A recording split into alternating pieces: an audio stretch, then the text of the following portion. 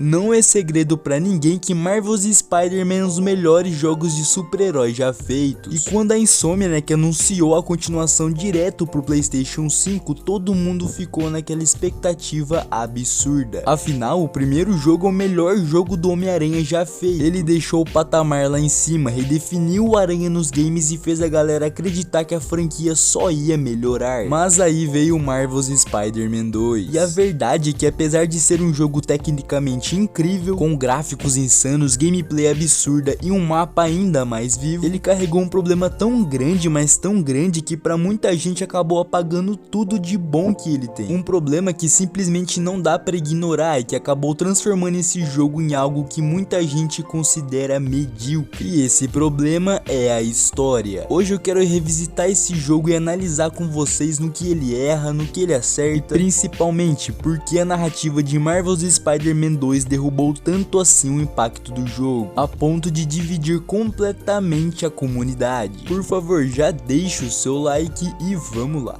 Geralmente eu começo falando da história, mas como foi justamente a história que causou todo esse furdúncio, vamos deixar ela de lado por enquanto. Antes eu quero falar do que Marvel's Spider-Man 2 realmente faz bem. E pra ser sincero, não tem muito mistério por aqui, porque o que já era bom ficou ainda melhor. A gameplay, que era um dos pontos mais fortes dessa franquia, ficou simplesmente maravilhosa. Eles só pegaram tudo que funcionava no primeiro jogo e no jogo do Miles e evoluíram. Tanto o Peter quanto o Miles estão muito mais legais de jogar. Agora os dois possuem as asas de teia, que deixaram a locomoção ainda mais rápida, mais fluida e muito mais divertida. E com os túneis de vento espalhados pela cidade, você atravessa Nova York de um jeito tão satisfatório que às vezes você nem quer começar a missão, você só quer ficar ali planando. Na parte do combate, o Peter recebeu as garras, que renderam os ataques especiais bem legais. Além, é claro, do simbionte, que ficou muito foda de jogar. O combate dele ficou muito satisfatório e forte pra caramba. Já o Miles continua com os ataques Venom, só que agora eles evoluíram pra versão azul, muito mais forte e muito mais estiloso também. Então, em termos de combate, movimentação e variedade, eles só ganharam, não tenho o que falar. Até a parte da furtividade ficou bem mais interessante. Nada revolucionário, lógico, mas ela ficou mais rápida e com muito mais opções. E os gráficos, cara, PlayStation 5, já era esperado que a Insomniac fosse entregar algo bonito, mas mesmo assim eles conseguiram surpreender. A diferença do primeiro jogo para esse é gritante. Luz, sombra, textura, animação, tudo parece mais vivo, e a cidade também nem se fala, né? Nova York tá simplesmente linda. A imersão também continua absurda e a dublagem brasileira segue impecável. É aquele padrão altíssimo que a gente já espera de jogos como esse. Então assim, quando você olha pro lado técnico, Marvel's Spider-Man 2 é tudo aquilo que a gente sempre quis. A Insomniac realmente acertou nessa parte, ela fez exatamente o que tinha que ser feito.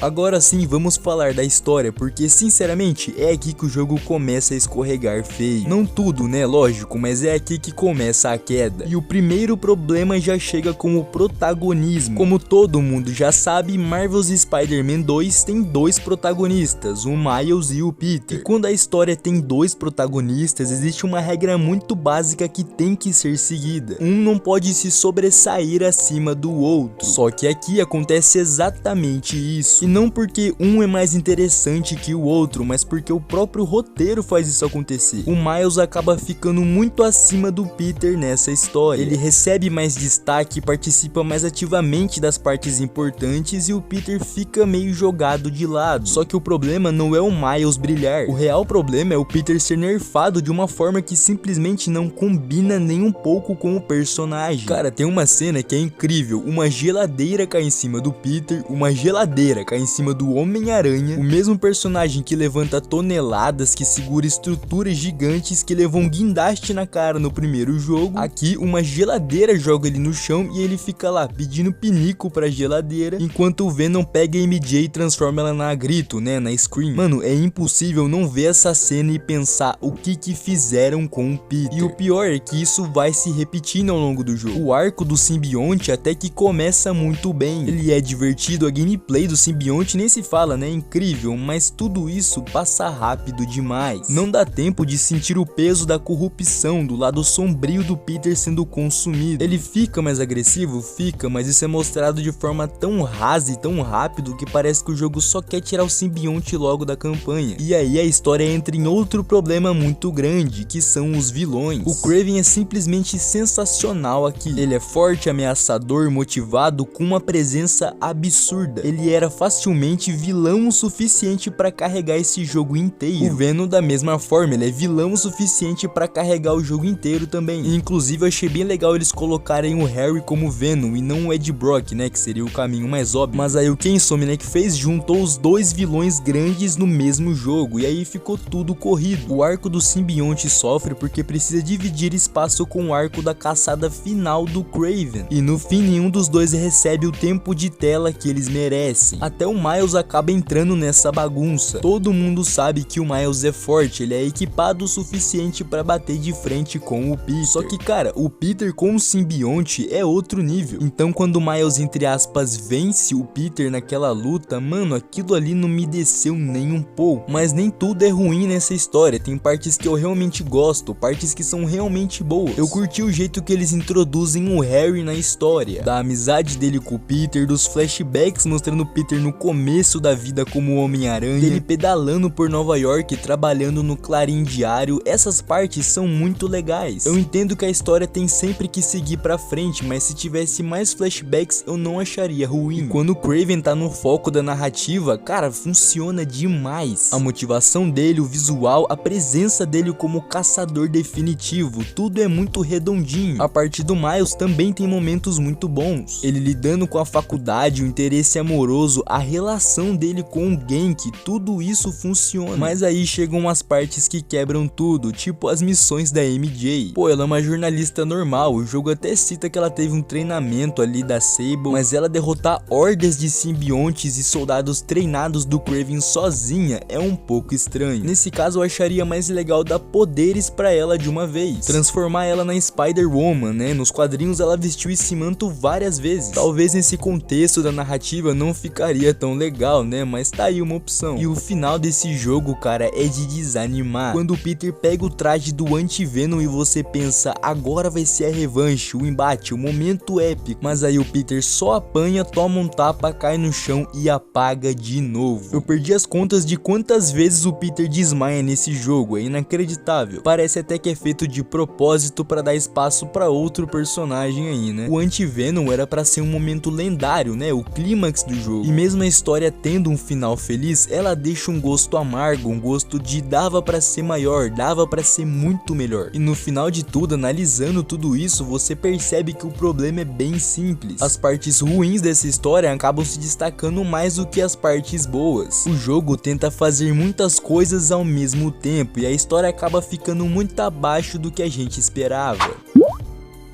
E por último eu preciso falar das missões secundárias, porque mano, nisso aqui a Insomniac acertou demais. Sendo bem sincero, as missões secundárias desse jogo são muito boas e o melhor de tudo é que elas não cansam. Eu não senti aquela sensação de que as missões eram jogadas só pra encher mapa. Elas são bem equilibradas, cada uma tem um peso diferente e todas acrescentam alguma coisa pro universo do jogo. Tipo as missões do Flint Marko, né, do Homem-Areia, tem vários fragmentos espalhados dele pela cidade. Temos que coletar todos. E o mais legal é a história por trás de tudo, conforme você vai coletando os fragmentos. É uma missão que começa pequena e termina muito mais emocional do que parece. Também temos as missões da Yuri, que agora se tornou a Wraith, uma anti-heroína. E é bem legal saber o que aconteceu com a Yuri depois das DLCs do primeiro jogo. Ela tá completamente quebrada de cabeça pelas coisas que ela viveu. E as missões dela exploram justamente isso, o trauma, a raiva, a obsessão dela pela criminalidade.